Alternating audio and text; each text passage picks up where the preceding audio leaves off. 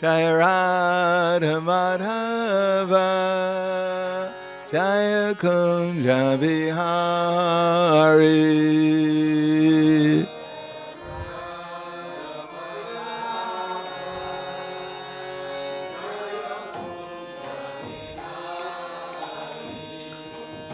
Jaya Radha Madhava Jaya Kunja Bihari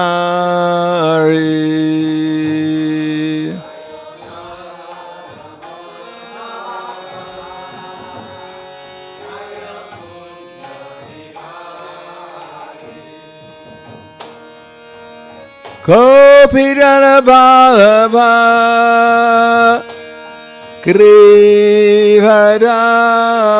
Grivadari Jaya Grivadari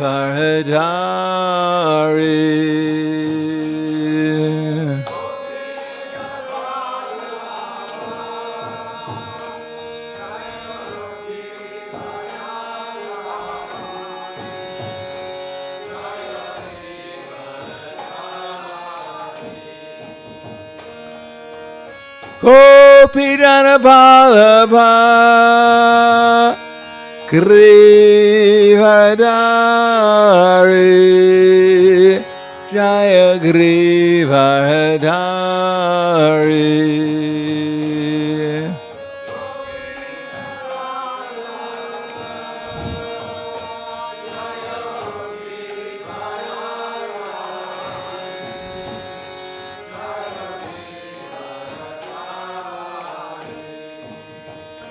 Yasodhanandana Brajadhanaranjana Jaya Brajadhanaranjana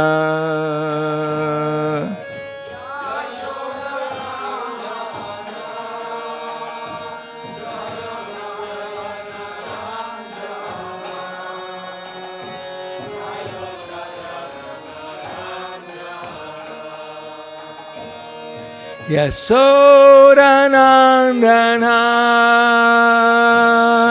Brajadhanaranjana Jaya Brajadhanaranjana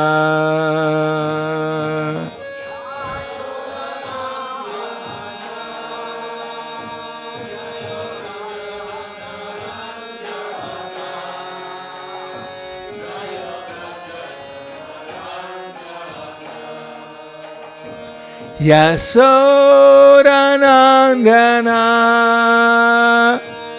Brajadhanaranjana Jaya Brajadhanaranjana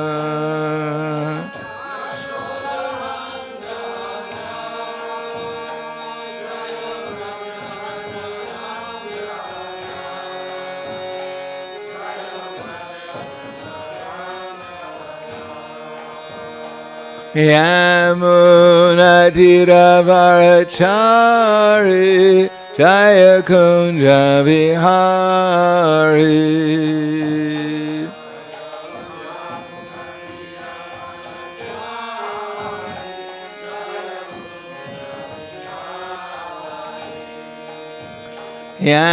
Yamuna Tiravarachari Jaya Kunja Vihari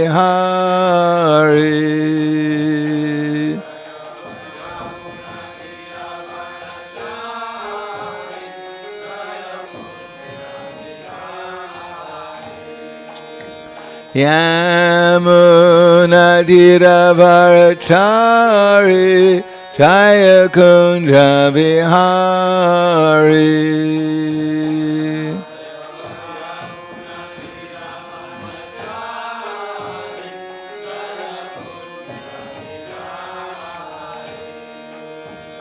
Radha Madhava Jaya Kunja Vihari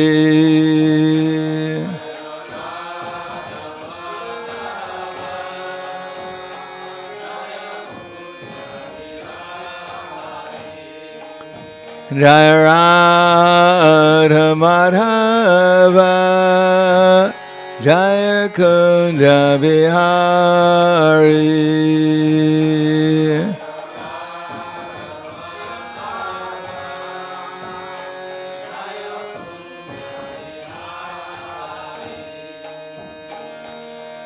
Gopidana Balaba Grivardhari Jaya Grivardhari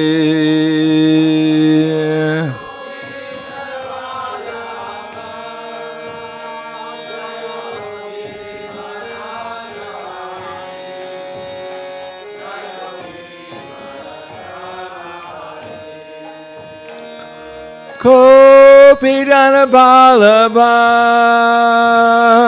Grivardhari Jaya Grivardhari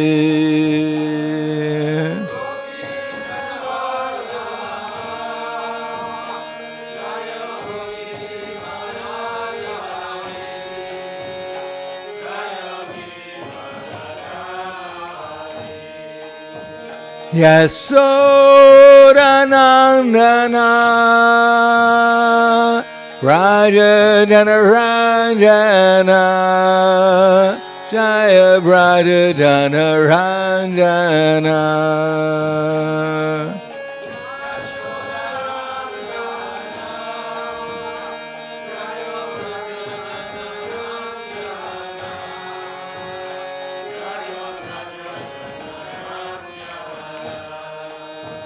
Yasodanandana Raja Dhanarajana Jaya Raja Dhanarajana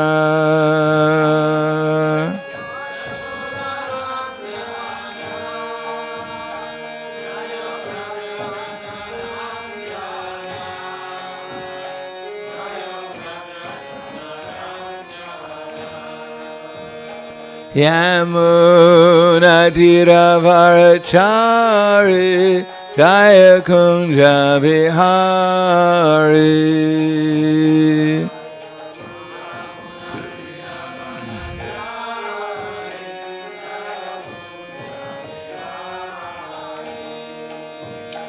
Yamuna Tiravarachari Jaya Kunja Bihari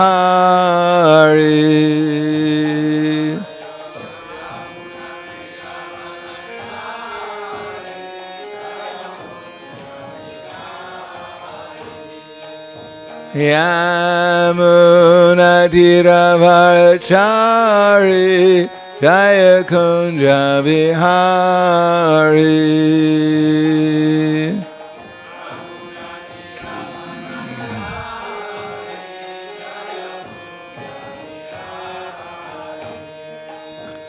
Radha Madhava Jaya Kunja Bihari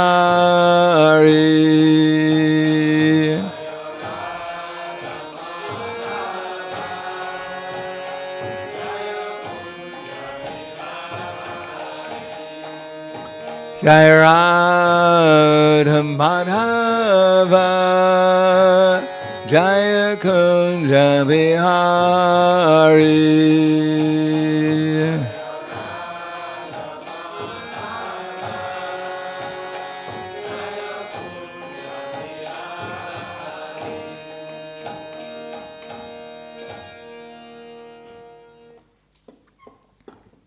Jayam Vishupad Paramhangsa Prabhadakacharya Asadhara Satushi Shiman His Divine Grace Shalasi Bhaktivedanta Smaraj Srila Prabhupada Ki Jai Gaur Premanande Haribo Slava Zabrani Bhaktam Slava Shri Guru Shri Gaurangi Namo Vishnu Vraya Krishna Prasthaya Bhute Srimate Bhaktivedanta Swami Tanamane Namaste Saraswatam Deve Gauravani Pacharne Nirvishesha Srinivadi Paskatyade Siddharne Om Agyanatimirandasya Gananjana Salakaya Chaksur militam yena tasmai Shri Gurave namaha. Shri Chaitanya Manobhishtam Stapitam Yena Bhutale Swayam Rupa Kadamayam Tadati Swapadantikam Vandeham Shri Guru Shri Yuta Parakamalam Shri Gurum Vaishnavam Scha Shri Rupam Sagrajatam Sahagana Raganatam Vitam Tam Sajivam Sadvaitam Sabadutam Purajana Saitam Krishna Chaitanya Devam Shri Radha Krishna Padan Sahagana Lalita Shiva Sakans Vitams Cha Hey Krishna Karna Sindho Dinabando Jagatpate Gopesha Gopika Kanta Radha Kanta Namostute Tapta Kanchana Gaurangi Radhe Vrindavaneshwari Vrishubhanu Sudadevi Pranamami Hari Priye Vanchakapa Drubhyascha Kripa Sindhubhyevacha Patiranam Pavanebhyo Vaishnavebhyo Namo Namaha Shri Krishna Chaitanya Pranityananda Shri Advaita Gadadhar Shivasadi Gaur Bhaktivinoda Hare Krishna, Krishna Krishna, Hare Hare, Hare Rama, Rama Rama, Hare Hare. Om Namo Bhagavate Vasudevaya. Om Namo Bhagavate Vasudevaya. Om Namo Bhagavate Vasudevaya. Srimad Bhagavatam, Canto 8, Chapter 8, the churning of the milk ocean, and we're beginning by reading the text for text 3 because there's no purports. Translation: Thereafter a horse named Uchchaishrava, which was as white as the moon, was generated. Bali Maharaj desired to possess this horse, and Indra, the king of heaven, did not protest. For he had previously been so advised by the Supreme Personality of Godhead. As the next result of the churning, the king of elephants named Airavata was generated. This elephant was white and was four-tusked. It defied the glories of Kailas mountain, the glorious abode of Lord Shiva. Thereafter, O king, 8 great elephants, which could go in any direction, were generated. They were headed by Airavana. 8 she-elephants headed by Abramu were also generated. The names of the 8 elephants were, and listen carefully, we'll test you on this. Well, it's cheating. You can see it on the board. Anyhow, at least read carefully. Airavana, Pundarik. So if you get the name of Pundarik, you'll know it's one of the 8 she-elephants that were generated. Vamana, it's not only the little dwarf boy, it's also the name of an elephant. Kumuda, Anjana, Pushpadanta. Pushpa means flower and Danta means teeth, flower teeth. Sarvabhauma, not to be confused with Sarvabhauma Bhattacharya, this is an elephant, and Suapratika. Any questions?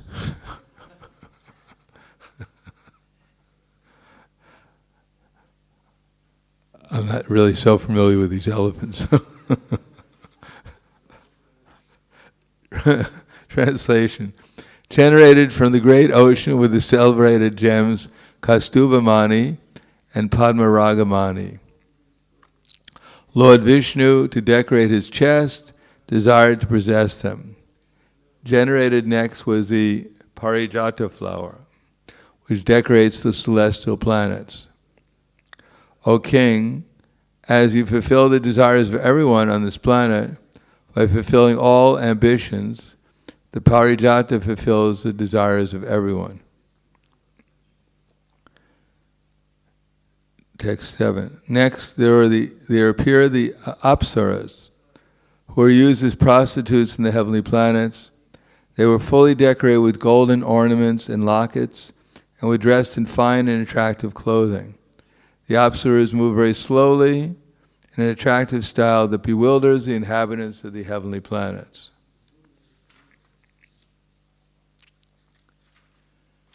Text number 8. Tatascha virabhut sakshat Shut Rama Bhagavat Para Ranjayanti Disha Kantya Vidyut Sodamini Yata Tatascha virabhut sakshat Shri Rama Bhagavat Para Ranjayanti Disha Kantya Vidyut Sodamani Yata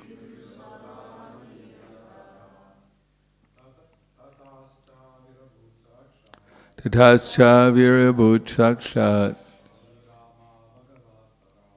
Shri Rama Bhagavat Para Rajayanti Disha Kantya Vidut Sodamani Yata.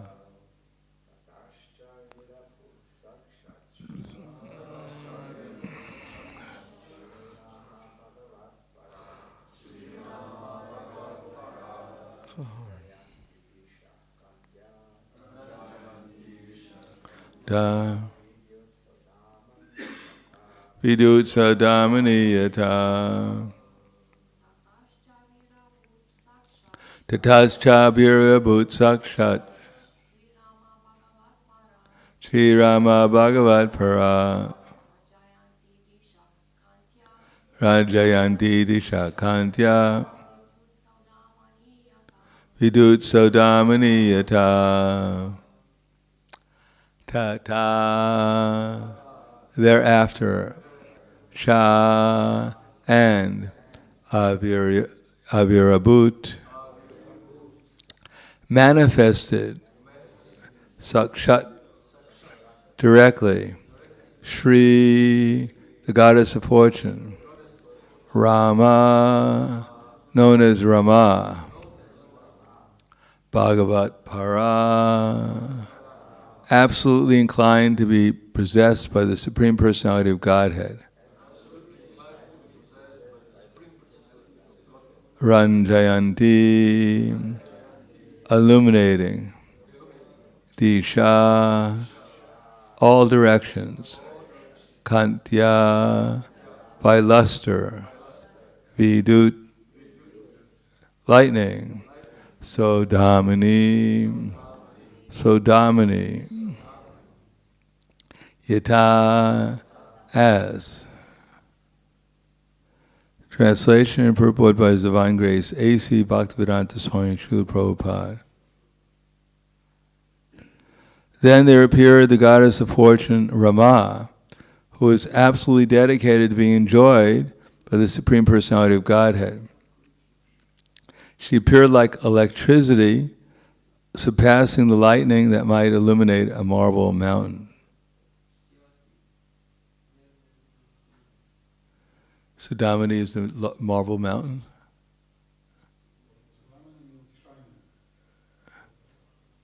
But there's a capital here.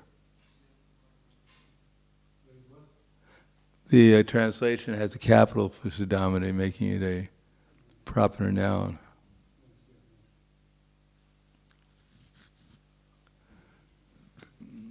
Purport. Shri means opulence. Krishna is the owner of all opulences.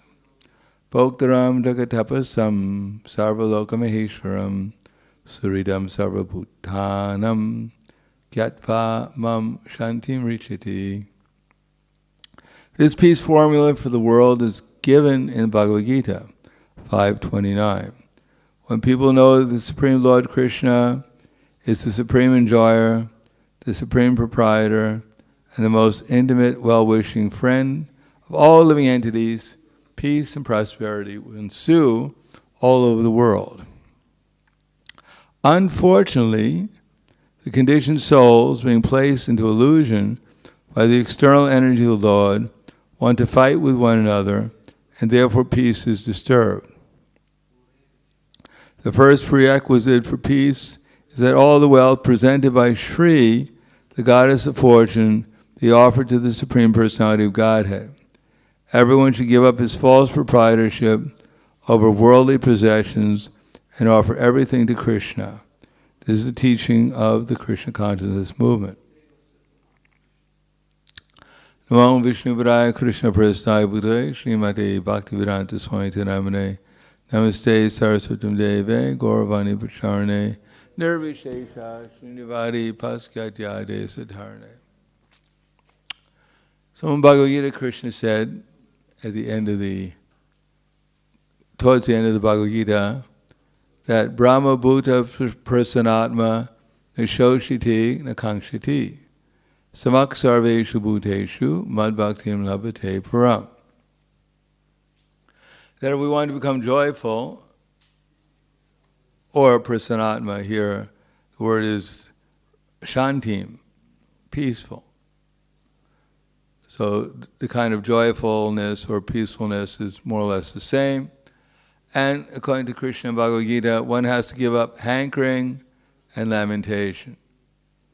And then when one gives up hankering and lamentation, then one is able to see how all living entities are actually spiritual beings. They're not bodies, but spiritual beings, and that all living entities have the same qualitatively one but different from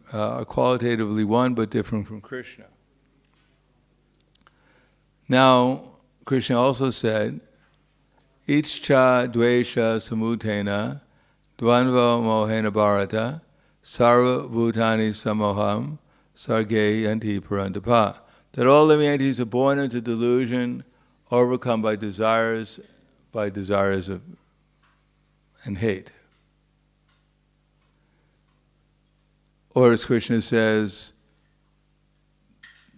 Udarat atmanatmanam avasarayat aimaiva yatmano bandura maiva ripur atmanaha bandurat matmanastasya inaivat matmanajita anatmanastu shatrudve varte tatmaiva shatrudvat chitatmana prasantasya paramatma samayita shitoshna sugudugeshu tatamana pamanayo. That a man has to elevate himself by his own mind and not degrade himself. That the mind is the friend of the conditioned soul and his enemy as well. One who has conquered the mind is the best of friends, and for one who has failed to do so, his very mind will be the greatest enemy. For one who has conquered the mind, the super soul is already reached, for he has attained tranquility. To such a person, happiness and distress, heat and cold, honor and dishonor are all the same. So it appears there's something different in the 6th chapter, or in the 7th chapter, or in the 18th chapter, but it's all the same thing. In other words, as Prahlad Maharaj said, that there's no enemy in this world except for the uncontrolled mind, and the uncontrolled mind is one which is afflicted by lust, anger, greed, and therefore one's intelligence becomes covered by delusion, forgetfulness, and just loss of intelligence. And it's all caused by one thing. We're envious of Krishna. We want to become Krishna. That's called hankering.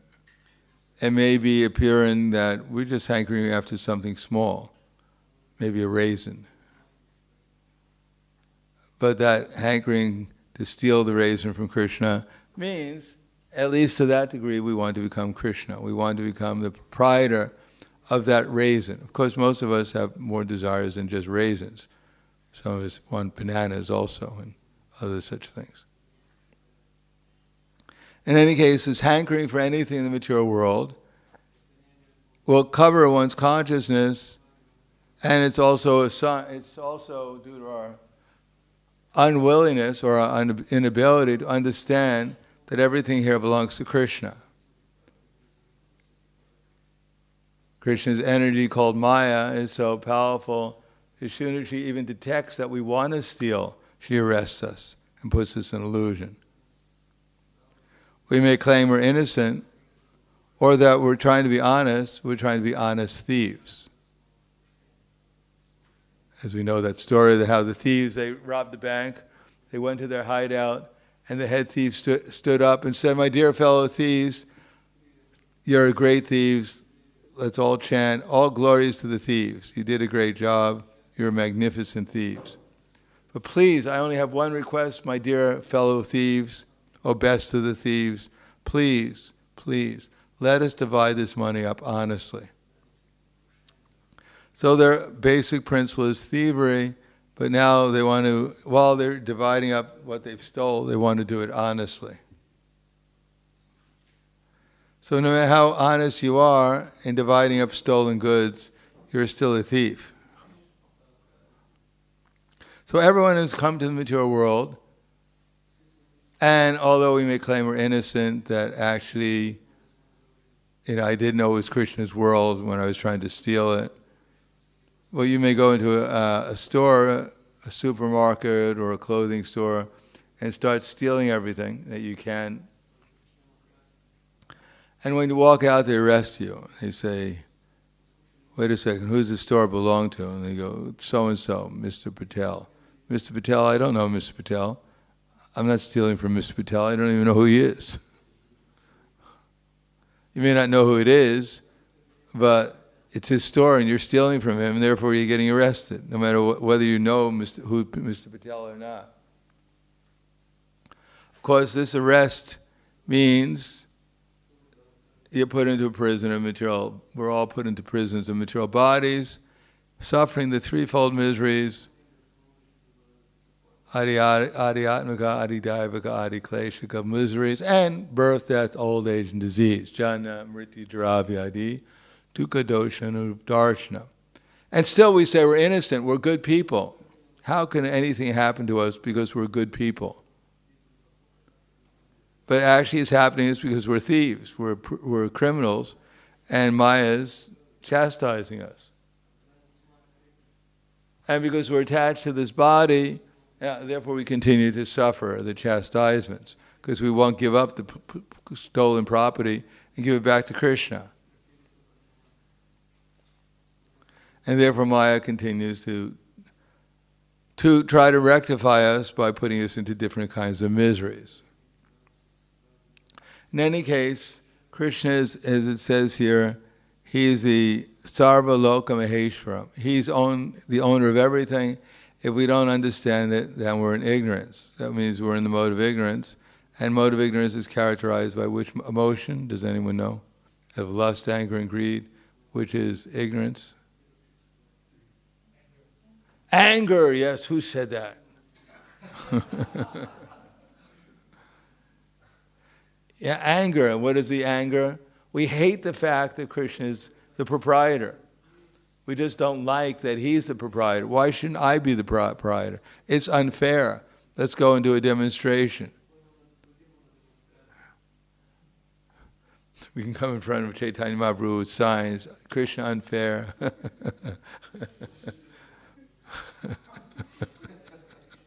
Why should he own everything? No, we're angry, we're frustrated because we're not in control, which means we're not the proprietor. Whenever anything happens, we say, why did this happen? Why did it happen? Because Krishna arranged it. Why did he arrange it? Because everyone's getting exactly what they deserve all the time. But we're Krishna's devotees. Oh, yeah? Then why are you blaming Krishna if you're his devotee? He's trampling you, and now you're complaining. Why are you stepping on me so hard? I said you can trample, but lightly.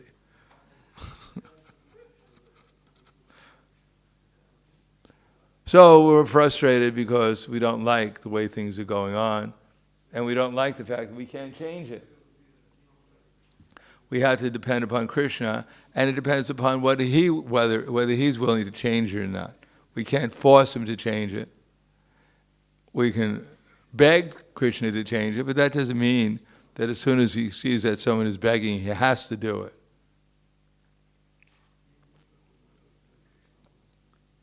And the way each desire, so all right, we accept everything as Krishna's, but then we desire to enjoy it anyhow, enjoy whatever circumstances we can be in. It says even in hell, people are trying to enjoy it. As two people are walking into hell, and one person turns to the other, in the background there's all this fire, brimstone going on, and one man turns to another and says, the secret is keep yourself hydrated.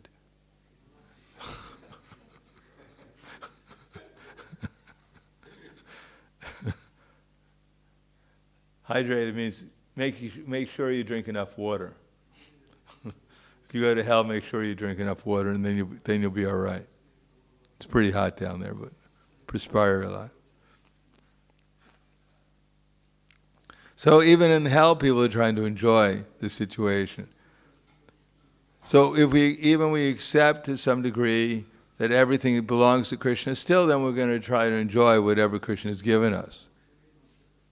But Krishna has given us these things not for our enjoyment, for his enjoyment. Otherwise, when one tries to enjoy, then one will fall down into the mode of ignorance and then blame Krishna for whatever bad reactions he's getting from trying to enjoy. And if one can escape lust and anger, then generally one falls into illusion, one still remains the illusion that somehow or another I'm separate from Krishna. One can struggle to avoid lust and anger as the yogis do, sit in a secluded place and meditate upon Brahman, but then still one does not recognize Krishna as the friend of everyone. One who becomes the savior of everyone, telling everyone how to give up lust and anger and greed, and because I know the secret now. But actually the ultimate secret is that the only way one can give up lust, anger, and greed is by using lust, anger, and greed for Krishna. We should hanker for Krishna. We should become greedy, tatralo yamulyam ekalam, become greedy to obtain Krishna. And we should be lamenting the fact that we don't have Krishna. That's the only way of getting out of material lust, anger, and greed, to develop spiritual lust, anger, and greed. Then we'll realize that Krishna is our real friend, that we're not the savior. Whatever we can do is because Krishna is giving us the intelligence, he's supplying the spiritual energy, he's supplying everything in his service. The only thing we can do is try to develop a desire to serve Krishna, for our own interest at least. What to speak of the interest of others. But it's in our own interest to try to serve Krishna, to develop that desire to serve him. And then Krishna will manifest through his energies that service. It's not our service, it's not our energies that's saving everyone. It's Krishna's energies. We're simply agreed not to get in the way so his spiritual energies can manifest themselves. Everyone has the potential to become an instrument for Krishna and fully manifest his potency of spiritual energy. But because we don't want that, because we want to use this body in the material energy, therefore the material nature covers us, and we at least have not fully engaged in material consciousness and material experience, and material activities, at least partially. Therefore one has to, first of all, become convinced that everything here belongs to Krishna. And the only way we can be convinced of that is when we utilize things in Krishna's service. And the only real service that will actually make a difference is when we do utilize it to please Krishna, that he's our friend, he's everyone's friend. And then Krishna can reveal himself, and then these things are realized. Otherwise, if one mechanically tries to accept everything belongs to Krishna in karma yoga, do things dutifully, try to find out what reality is, how these things are meant to be utilized properly, and jnana yoga. Unless one comes to the platform of bhakti-yoga, one will not be able to maintain either karma yoga or jnana yoga for very long. unless one actually recognizes that Krishna is the actual friend and he's the actual deliverer, and we can simply become an instrument, then even one rises up to the platform of Brahman realization through the process of Jnana Yoga, one will still be envious of Krishna, asram bhavam ashritya, to some extent, and then one will fall back in the material world trying to imitate Krishna out of enviousness, and back to material proprietorship and sense gratification. Therefore, this verse, Bhaktaram Yaga Tapasam Sarvaloka Maheshwaram Suridam Sarvabhutanam Gyattamam Shantim Rechati, is a very essential verse in the Bhagavad Gita, as the other verses are also essential. Maybe remember Yudhamana Srivikranta Uttamojas Taviryavan Puruja Kantibojastya Shaivastar Nara Pungamaha. That may not be so much apparent as an essential verse in Bhagavad Gita, but these verses are very essential. So I'll stop there. Any questions?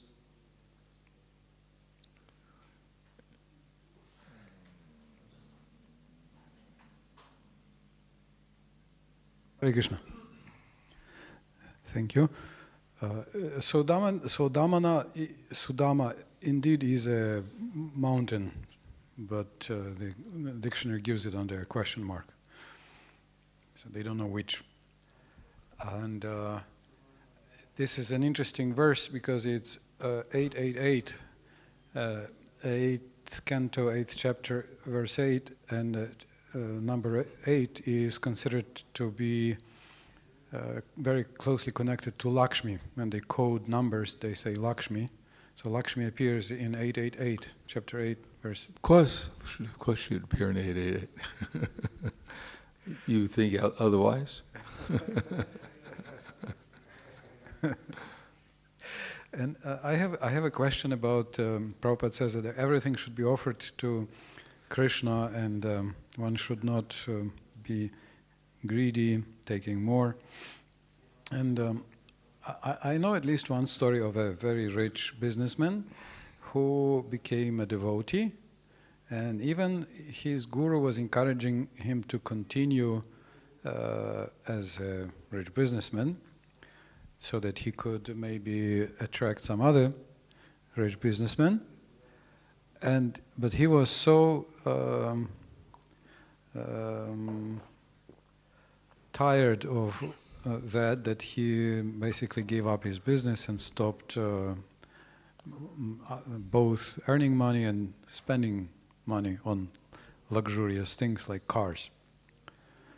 And is this a true story? Yes, it's a true story. Yes, it's a true story. So even though his guru was telling, no, you just continue and just use, and you need a good car because otherwise they will not take you seriously. And he couldn't take it anymore. He gave it up. So how does one know what's the proper course of action? Well, what's one's quota? I don't know. If he gave that up and he became a full-time sadhaka. Well, he's got enough left to live. If you give it up and you just start to enjoy, in Krishna consciousness, of course, then it doesn't really make it, I don't know, I can't, it's too theoretical, hypothetical to me to know exactly. He organizes programs, he invites devotees, he offers place to stay for devotees. He's trying. Anyhow, devotees do a lot of service. I can't say, but ultimately, is what level of consciousness is he on? Is he a strict sadhaka? Is he free from anarthas? Is he on the platform of preaching and dedicating completely to preaching and selfless preaching? There's so many different levels of attainment. Until we get to Krishna Prema, we're just, or at least Bhava, we're on the platform of developing. So is he going forward and developing his Krishna consciousness? That's the real question. And otherwise, how does one know, should one, what's one quota? What is one's quota? Quota? Well, we can usually digest around 2 hands full of food. That's our quota. What more is our quota? Everything else is just to get that 2 handfuls of food.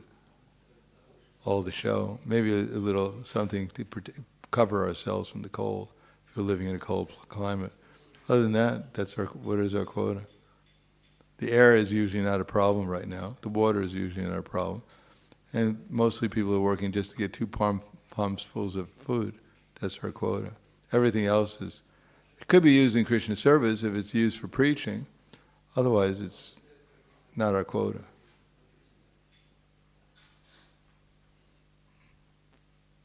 Anything else? Yes.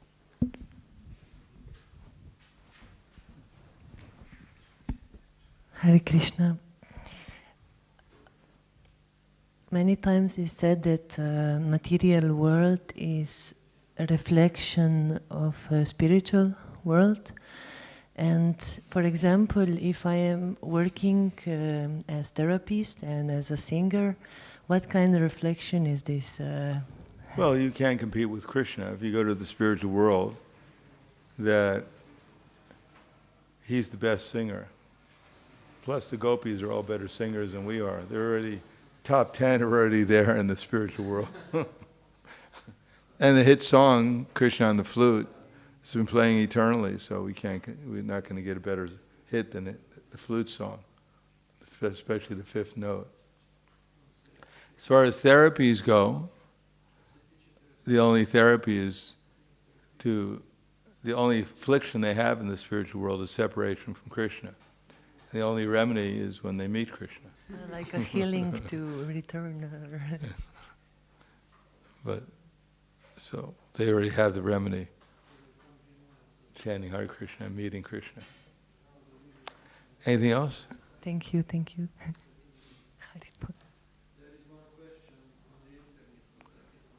Okay.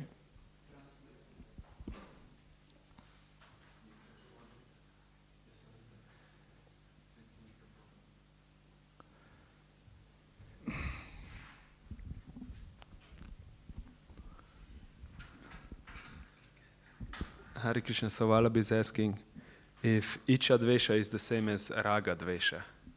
Raga Dvesha Vimuktaisthu Vishen Indriyastaran Atma Vaishar Vidayatma Prasadama Adhikachiti. Yeah, it's the same thing. Raga is attachment and Dvesha is aversion, so it's the same thing.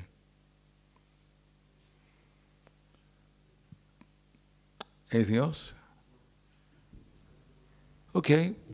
Kuala Grandaraj Srimad Bhagavatam Ki Jai, Srila Prabhupada Ki Jai, Gaur Premanande.